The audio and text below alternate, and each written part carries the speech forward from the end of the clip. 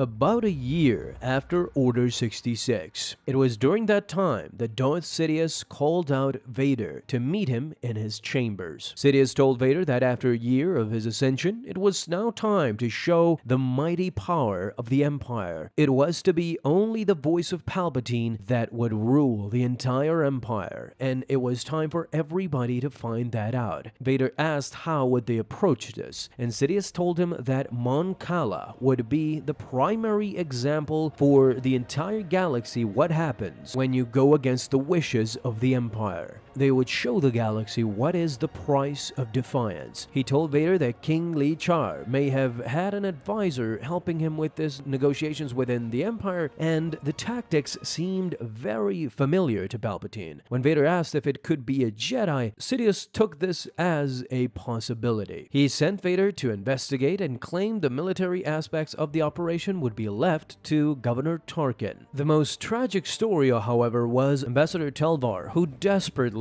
wanted peaceful negotiations between the Empire and Mon Cala. He grew very fond of the Mon Cala people and the planet itself. Apparently, he frequently visited Dak City, but according to the king, the Empire was asking a lot. By the wishes of the Empire, they would drain all of Mon Cala's resources and ultimately leave its people in poverty. The ambassador had no choice but to retreat. He sent word to Governor Tarkin that he would be returning and that negotiations were unproductive but still ongoing. Now the king feared about the future of his planet, talking to General Radis, who was very resentful toward Palpatine calling him a Driskin fool, and that Mon Cala should secede immediately from the Empire. But suddenly they see something. A dark vessel approaching one of the landing spots. It was a Zeta-class shuttle called the Infernum. Out of it climbed not only troopers, but 3 Inquisitors, the 6th brother, 9th sister, and 10th brother all at once. And behind each and every one, the final enforcer had arrived. It was Darth Vader. All of them were immediately stopped by the Chief of Security, Gail Akbar. And while Vader dismissed the notion that he would be stopped by Akbar or allowed to enter the city, at that moment, Tevlar's shuttle took off, and mid-flight, it exploded in a fiery aftermath. The deed was done. This was seen as a provocation and an attack by Mon Cala and its king, and this gave leeway to Darth Vader and his companions to now crush the entire Dak City. All the military might of the Empire landed. Not only was Vader in charge, but Tarkin ruled from above. They laid siege to the Mon Calamari people and the Quarren defenses. Vader and his team sprang to life and soon seized the landing pad where the Infernum was parked, but their ultimate goal was to invade the king's palace. Their mission was to find King Li Char and ask him about the possible surviving Jedi that was counseling him. What we ultimately learn is that not only was there a Jedi in the midst, consoling and advising the king, but who also knew Vader's true identity as Anakin Skywalker. As the king tried to escape multiple times, and after once getting captured by the 9th sister, the king couldn't escape his destiny.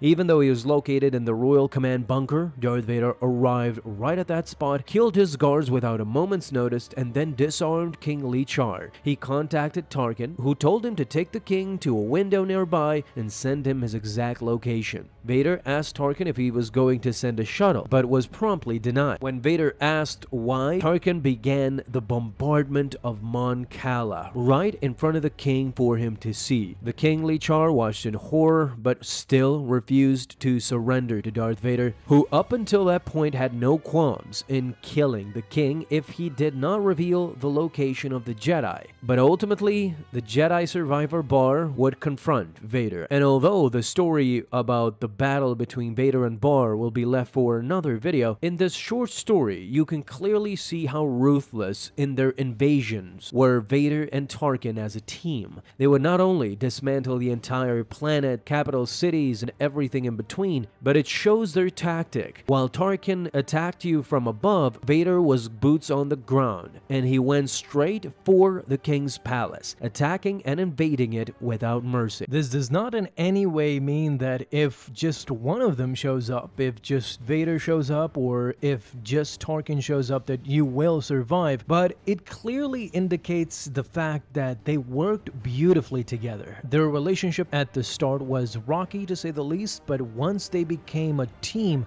Vader and Tarkin were simply unstoppable, and that's why Palpatine sent them to Mon Cala, as he wanted to get this over with swiftly. He wanted to send a message as quickly as possible to the entire galaxy that the Empire is here to stay. There is no hope for anyone who wants to rebel, and there is no hope for anyone who opposes the vision of Emperor Palpatine. And there were a lot, needless to say. This thirst would be quenched by Vader and Tarkin, who would come for you. Especially in King Lichar's case, if you're harboring a Jedi traitor and survivor, that will get Vader at your doorstep in a flash. And unfortunately, this is what we see in this comic series. It shows the intellect and the pragmatism of Sidious, who banded these two together. Vader and Tarkin were the unbeatable team. What do you guys think? Talk to me down in the comments. Thank you guys so much for watching this video. If you enjoyed, leave a thumbs up down below. Subscribe for dailies. Now you have an awesome day, Star Wars fans. I'll see you in the next video, and may the Force be with you. Until then.